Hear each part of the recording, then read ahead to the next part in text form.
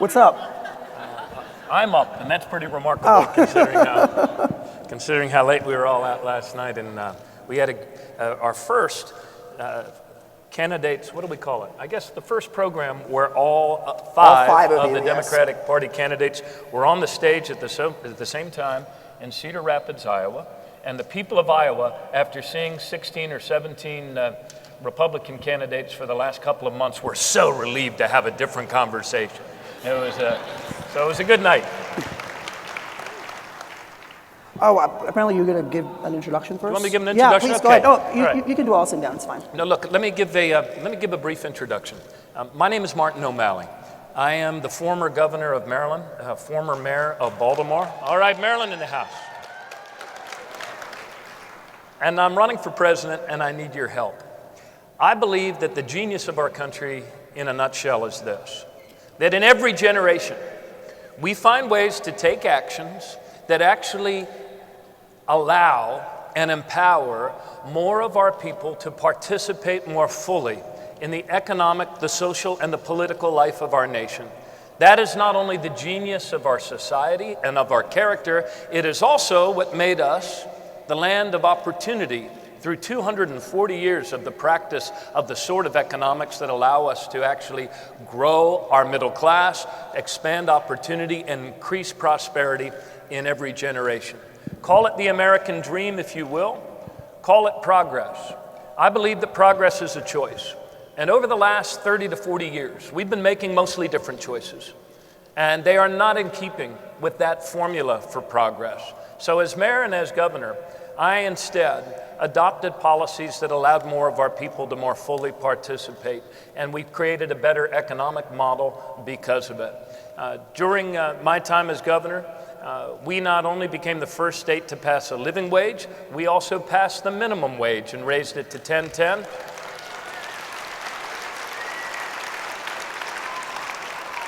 And we raised it to $12.80 in a couple of counties like Montgomery and Prince George's. And I believe that as a nation, we should be raising the minimum wage to $15 an hour whenever and wherever we can.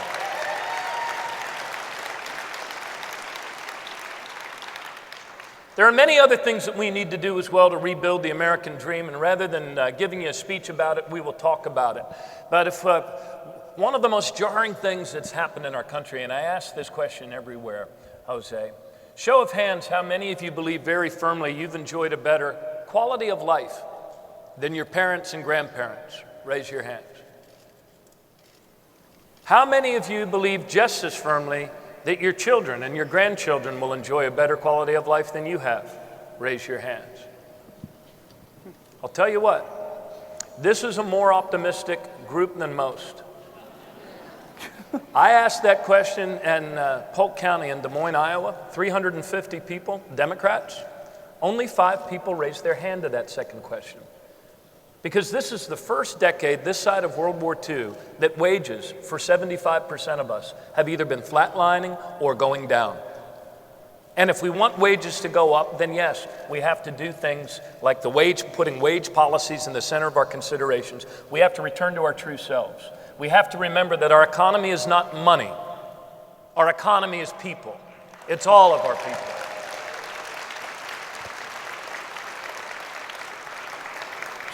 So look, in conclusion here, when I was governor, we also extended prevailing wage. We made it easier for people to bargain collectively and join unions for better wages. We did more, not less, to improve public education and to make college more affordable for more people, going 4 years in a row without a penny's increase to college tuition. And along the way, we also found ways to do more to invest in our infrastructure, our broadband to connect all of us, and to restore the health of the Chesapeake Bay. And we also did a few other things as well. We passed the DREAM Act for all of the kids in Maryland.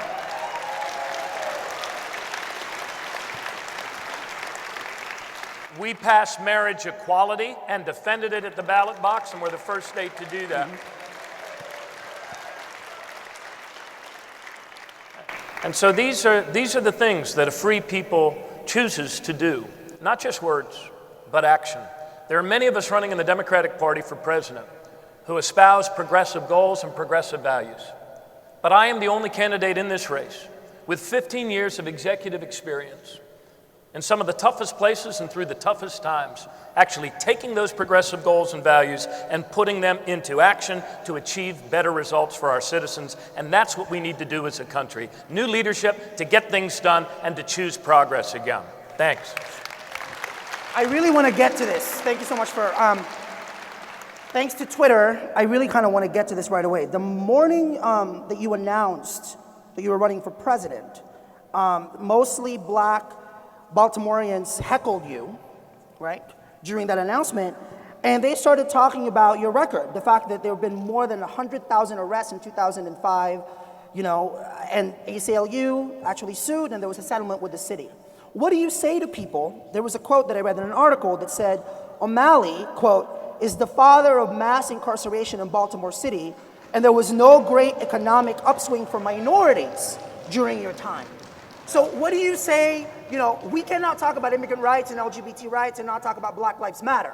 So we can all talk about that. You know, Senator Warren gave a great speech about this last night. But back to your point, no more talk, actions. So from a legislative perspective, from an action perspective, as president, how would you put forth and support legislation that really proves to black people and not black people that Black Lives Matter? Yeah, let me unpack many of the things that were contained in your opening questions and statements, one of which is patently untrue. On the day of my announcement, we had a great crowd on Federal Hill, and it was probably the most diverse crowd that any presidential candidate at his or her announcement has had. I was the mayor of Baltimore for 7 years. And far from being heckled on that day, we had a great crowd. And in fact, one of the people that began that program was Mr. Robert Nolan in Penn Lucy. Yeah, I saw that, yes. I did see that. No, but sir, there were people that were definitely, you know, organized. Yeah, there were like 3 or 4. Oh. And from my standpoint, I think most of them were white. Okay. But if you saw more that day, I saw didn't videos. see them. Okay. Yeah. But outside let me of that, go let's to the talk call about of your question. Yes, exactly. Please. Yes. Because look, everybody, there are very few issues in our country that are quite as painfully intertwined as the legacy of violence, race, and law enforcement in America. When I ran for mayor in 1999, our city had allowed ourselves to become the most violent and addicted city in America. One year in that run-up, we had 352 murders. And Black lives do matter. And most of them were young, and they were poor, and they were black. And if they were young, and they were poor, and they were white, we would not have shrugged our shoulders to that.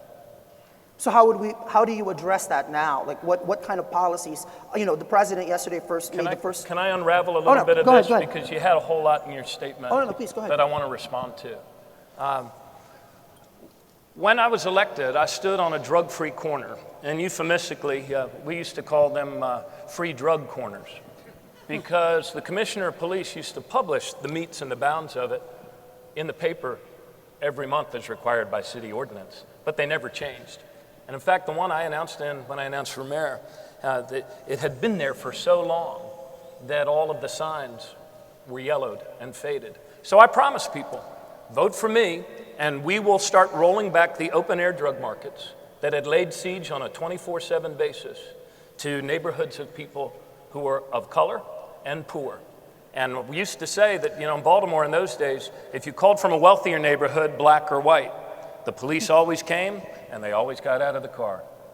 But if you called from a poor neighborhood that was black, they hardly ever came and they never got out of the car.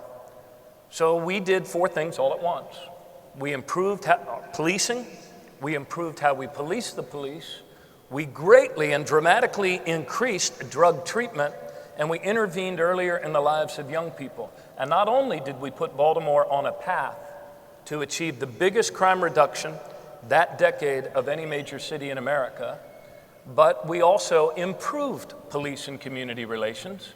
And the 3 years In modern Baltimore history, where we achieved the lowest numbers of police-involved shootings, were 3 years that I was mayor. Another point you made was you talked about my being the father of mass arrest policing. That was a quote, yes. Yep. From the first day that I announced, first day, being white in a majority African-American city, where I started that campaign, by the way, against two very well-known opponents, both of whom were black. One had 90% name recognition, one had 80% name recognition, and with 88 days to go, when Kwesi Mfume decided not to run for mayor, I started with a whopping 7%. I was the first choice of a whopping 7% of my neighbors. But we won every single one of those 6 council districts. But from the first day I announced, there were those small groups of people at home who said, if O'Malley's ever elected mayor, there'll be riots in Baltimore. That from the very first day I announced. But I was reelected with 88% of the vote of the people 4 years later, because far from bringing forward the mass arrest, mass incarceration policing that you're talking about, I actually made policing more responsive. We did 100 reverse integrity stings a year. We fully staffed a civilian review board. I'm not done. We actually put 2 detectives onto civilian review board so they could investigate these things and incidents of police-involved brutality, discourtesy. We used technology in order to set up flags so that if an officer out there was racking up several complaints over a short period of time, we'd bring him or her in and say, we've got to have a talk, and we do the intervention. So look, this is, all of us, I believe, have a responsibility to become smarter every single day in terms of public safety policies and tougher every single day on the causes of crime like extreme poverty. So, let me follow up on this. So what do you say to people, because it's blowing up on Twitter, what do you say to people moving forward, right? If you were to talk to black organizers and black activists who are wondering, what would the President O'Malley do that is not being done now? What would that be? I would work very hard to eliminate the sentencing disparities, especially on things like crack and powder. I don't know why that makes any sense. And Jose, I've been all around this. I was my first 2 years out of law school, I was a prosecutor. And then during the 8 years I was on the Baltimore City Council, I was a defense attorney. So there's not another candidate in this race that's dealt with these issues quite as much as I have. We also need to do a lot more on reentry. During my time as governor, we cut recidivism by 15%, and we consciously reduced our incarceration rate and population to 20-year lows in Maryland. I restored voting rights to 52,000 people with felonies. We abolished the death penalty. And in my first 54 days in office, we closed down the largest and most notorious and violent prison in our state, the Maryland House of Corrections. And over the arc of those 15 years of both mayoral and gubernatorial service, we probably saved at least 1,000 young black lives by improving public safety policies, public safety actions, and also greatly dialing up drug treatment until we got whacked in the end with this heroin epidemic from the pills. So let me pivot to another topic, and I'm saying this as an undocumented person, and I'm saying this as a journalist. You have put out the most specific, right, and the broadest immigration proposal of any presidential candidate in this cycle. And I think you ought to be commended for that. But I have some questions about this. Since we are in Arizona, for the profit detention industry that's earning billions of dollars locking up immigrants. Now, people may not know this. There's a congressional quota that requires detention centers to fill 34,000 beds a night at taxpayers' expense to imprison undocumented people in this country. That's a quota. Would love to hear your concrete plan of how do you address that? How do you address this federal immigrant bed quota?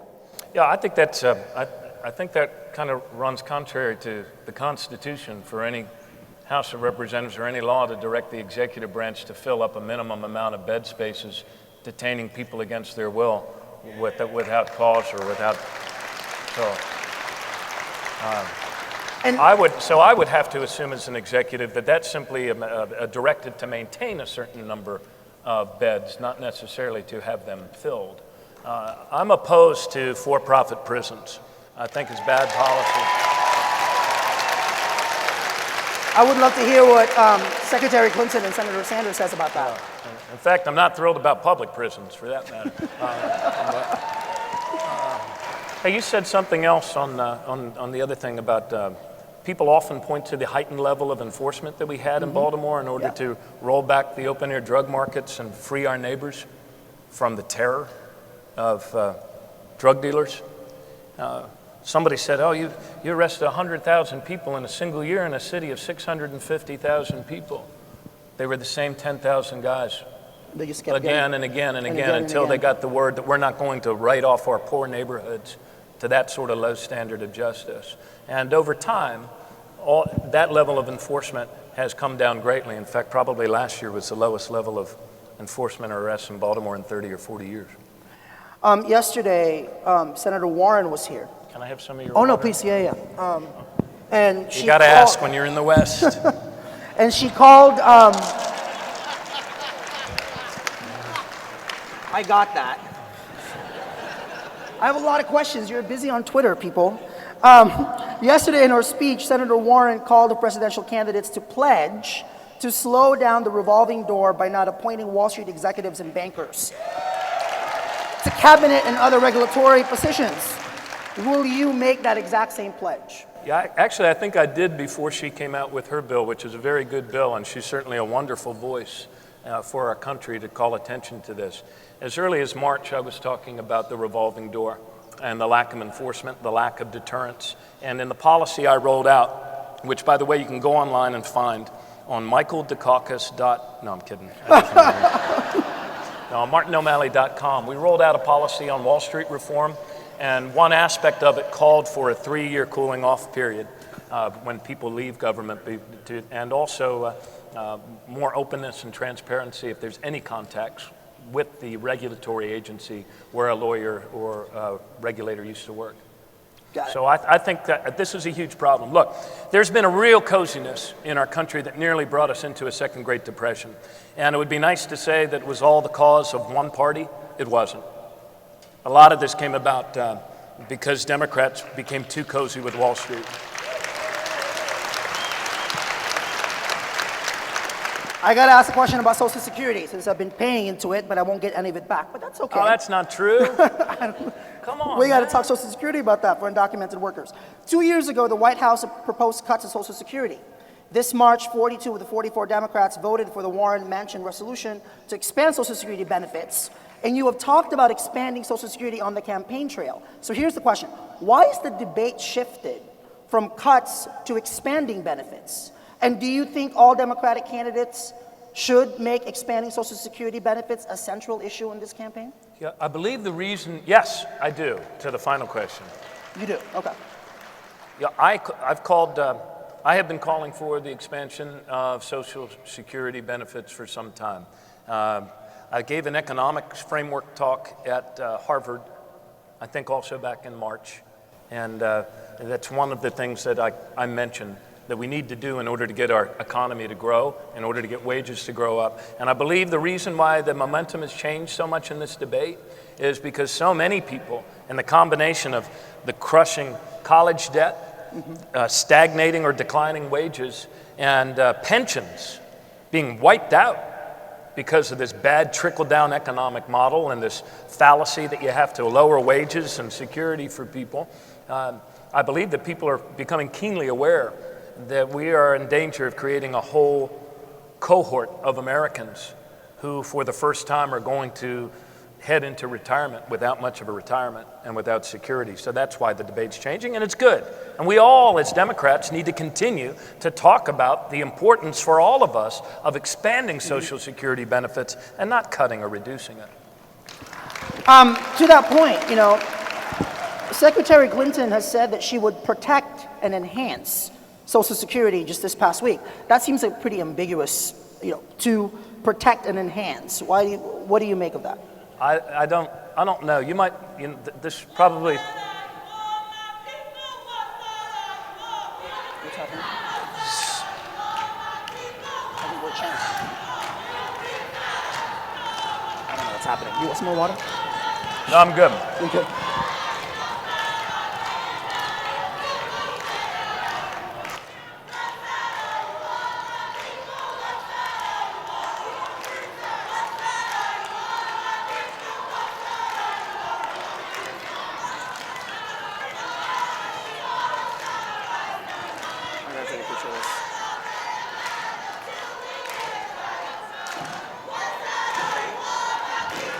that? Yeah, do you have a question? Hi, nice to meet you. What's your question? Yeah, hold on, I don't have a mic though. I don't have a mic. You have a mic? Where you at though? Is there a mic? Why don't you come up here and I'll give you my mic?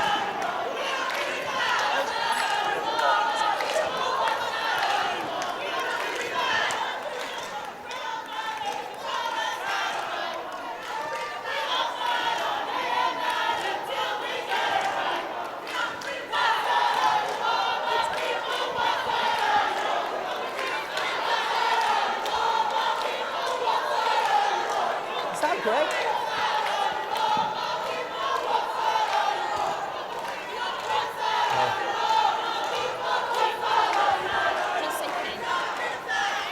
Sit down. So, okay, I want to make sure I'm hearing this right. Oh, there you are. Good. What's your name? Tiaoso. Nice to meet you. Okay. Tiaoso, nice to meet you. Hey, where are you from? I'm from Arizona. Oh, yeah. wait. Good to meet you. You have a question? Oh, give me my mic. Great. You have some time to think, so go with your idea. Good morning, Netroots. My name is Tiaoso. Today is my last day as the Arizona organizer for the Black Alliance for Just Immigration. We are a national organization that engages African Americans with a progressive analysis on racial justice and migrant rights in order to work with immigrants of color from Africa, the Caribbean, and other countries in order to advance a social and economic justice agenda to build a multiracial democracy. I want to welcome you to Arizona. And thank you so much. Sure. So Netroots Nation being in Arizona is significant for several reasons, right? Arizona is indigenous land. We call this Phoenix, Arizona, but really the border was drawn right by white supremacist manifest destiny.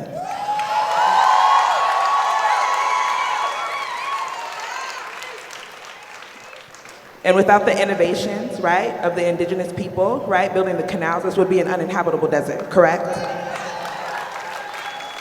I just want to give a little bit of context about what we're here to do today. On Monday, that was the July 13th, it's the 2-year anniversary of the Black Lives Matter, creation of the Black Lives Matter hashtag, right, political project that has moved, right, from an online political project to an on-the-ground social justice initiative that has reignited the fight for racial justice across the globe, right, and black struggles across the globe. There's also the 1-year anniversary marking the death of, Eric Garner. And also, Sandra Bland died in police custody in Texas. So right now, here today, we want to take a moment at Netroots to acknowledge the lives lost every 28 hours, but specifically the Black women's lives that are lost. How many hours? How many hours? Every 28 hours. Every 28 hours. Okay, Yes. Black woman, man, or child.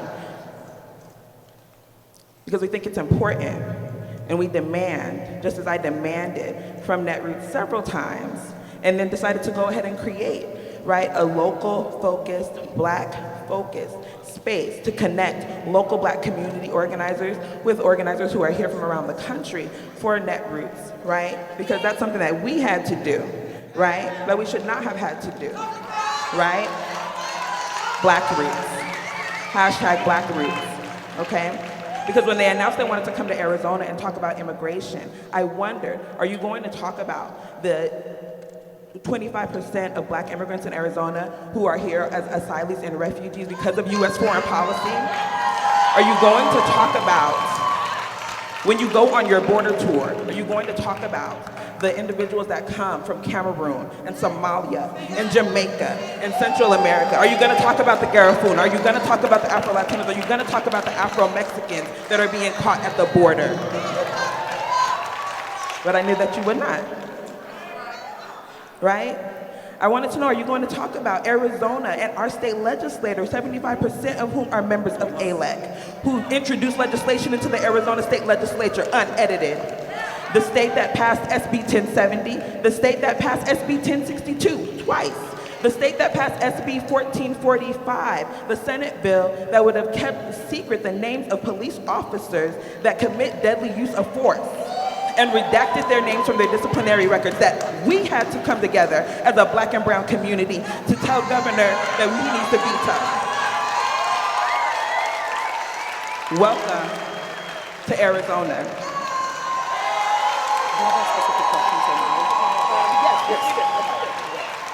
Welcome to Arizona, where Monica Jones, a black trans woman, cannot walk down the street. Today cannot walk down the street, okay? Welcome to Arizona, where the Martin Luther King holiday was repealed by a Republican governor, and we had to take initiative to put a ballot referendum, right, to entrench that you will honor the legacy of black people. If we're gonna call this a progressive space, we must always and unapologetically and unequivocally center black leadership that has made every single gain of progress in this country. You're right. So we are going to hold this space. We are going to acknowledge the names of black women that have died in police custody.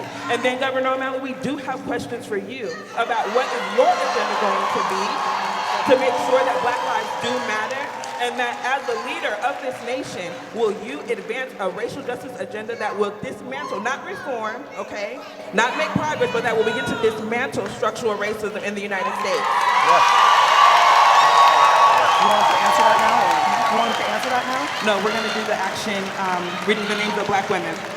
You're starting over there? Sanders is good. So we have questions for him too. Wait, let's figure out a way that we can do this together.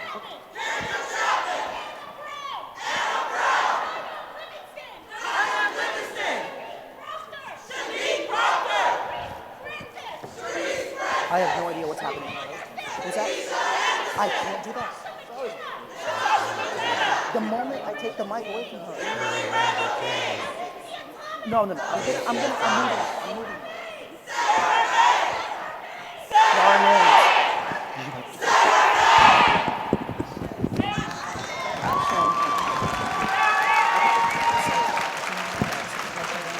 One question, and then I gotta get Sanders. Okay, so please. If you can ask that one question right now so we can figure this out. Go ahead. If I die in police custody, We'll be done with the action in just a minute, and then you can answer the question. Okay.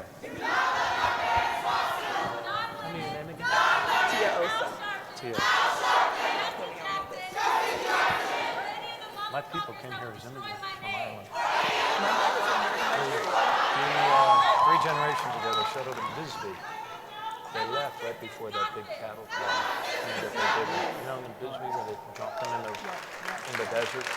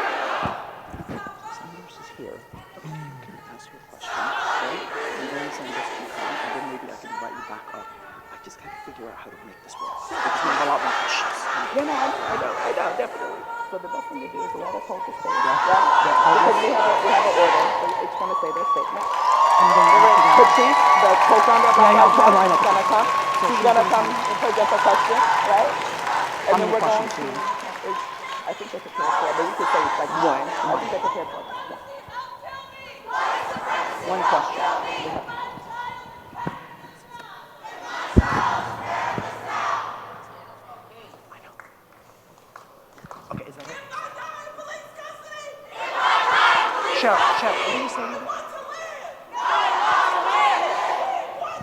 We're almost done with this, and then we have one question, then we can go. We're almost done with it. We have to get them, just let them do this. One question, then we go. Yeah. All right. Because otherwise, we gotta take control Yeah. in a loving way.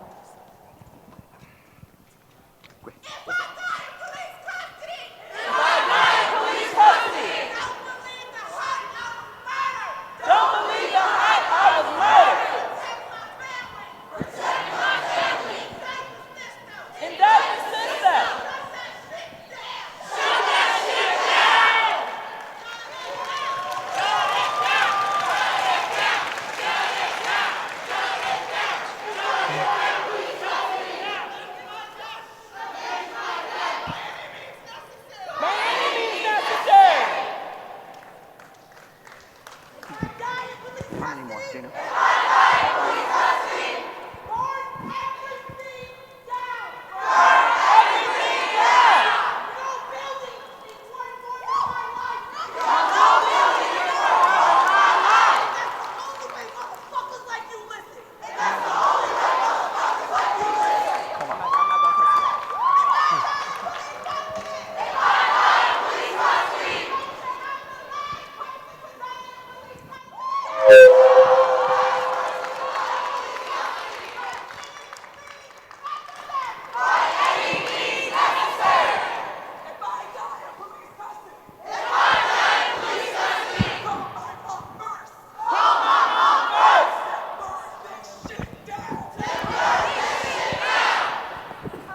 Do you have a microphone?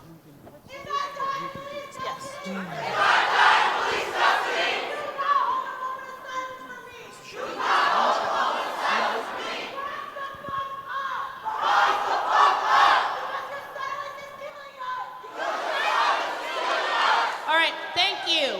Thank you. We hear you. We hear you. I know you're not done, but I thank you. Give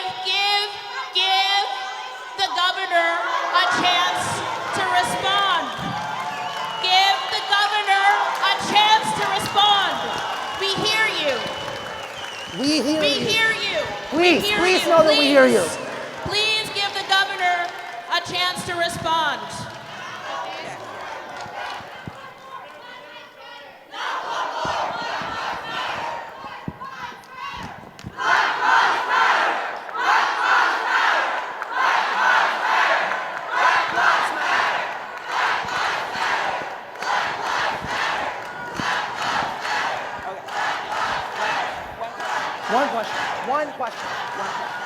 One question. Patrice. Hold on, everybody. Wait. Everybody take a little breathe. Okay. Breathe. One question. Patrice. One question, man. You're gonna get one. Patrice, go ahead. Where's the mic? Do you want to give? Right here. Can you give it to her, please? Thank you. Is Patrice, one of the co-founders of Black Lives Matter. Please, everybody. Okay, so first of all, it's not like we like shutting shit down. It's not like we like shutting shit down, but we have to. We are tired of being interrupted. The governor is going to be able to speak. We know that he's been here. We also know that Senator Bernie Sanders is back there. We appreciate you listening to us and the audience holding space for us. But let me be clear. Every single day, folks are dying. Not being able to take another breath. We are in a state of emergency. We are in a state of emergency. And if you don't feel that emergency, you are not human.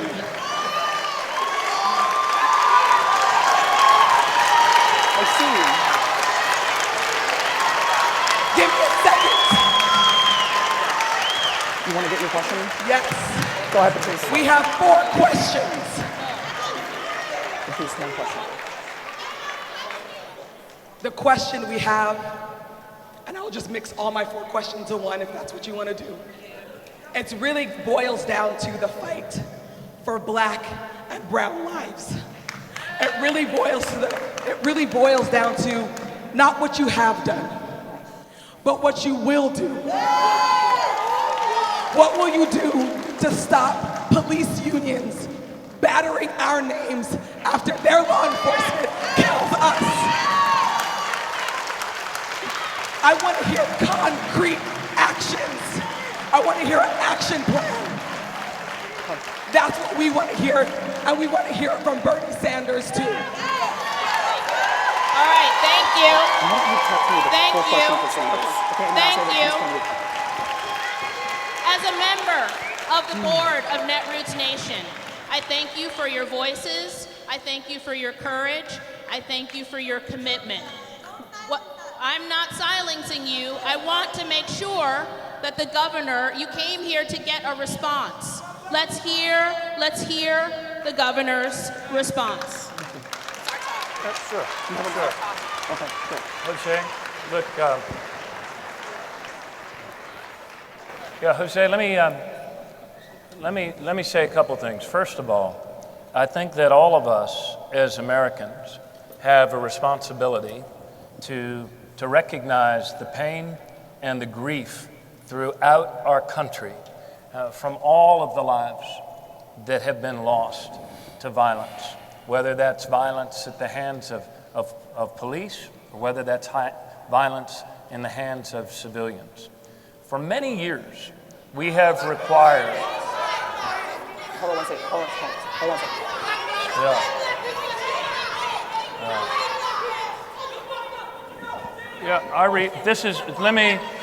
Sure. Well, I'll just share with you, I'm trying to respond to the call of your question as best I can. No, hey, look, I know.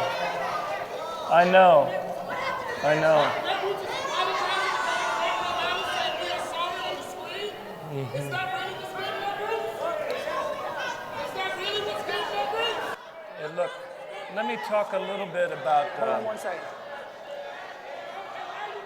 What just happened there? I'm so lost. Hold on, let's make sure you're getting an answer. Okay. I was trying to... Guys, hold on a second. I really want to hear specific responses, back to their point. Not generalities, right? But go ahead. Right, But look. wait a second.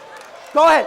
Guys, I want an actual conversation to happen. Please, let's do this. Go ahead, sir. Go ahead. Yes. Specifically, I believe every police department in America should have to report in an open and transparent and timely way all police-involved shootings, all discourtesy complaints, and all brutality complaints. That should be a Civilian review boards. What do you think of that? I believe that all departments should have civilian review boards. We implemented one, and it works, but they have to be staffed, and it's not enough just to have a board. You have to give them the money to hire their own detectives so they can investigate whatever they want to investigate. What? Will you do that? Yes, look, Will you do that? I'm going to be rolling out a criminal justice reform package as a candidate for president. And as I do so, I want everyone in this room to ask all of the other candidates for theirs and for their responses to that. Hold on. What? Look, some of the most important things that we accomplish in life, requires persistence. We did not repeal the death penalty in Maryland the first time we tried or the second time, but we repealed it the third time we tried. Every life matters, and that is why this issue is so important. Black lives matter, white lives matter, all lives matter. Black lives matter. White lives matter. All lives matter.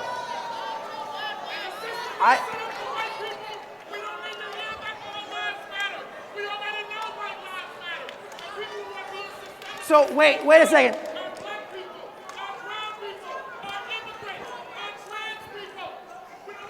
Hold on 1 second. 1 second. Okay. I think it's really important. I really love that we're holding the governor accountable here. But what's even more imperative is we hold all of the presidential candidates accountable to these specific proposals. We will do that. Yes. Okay. Unfortunately, Senator Sanders is waiting out there.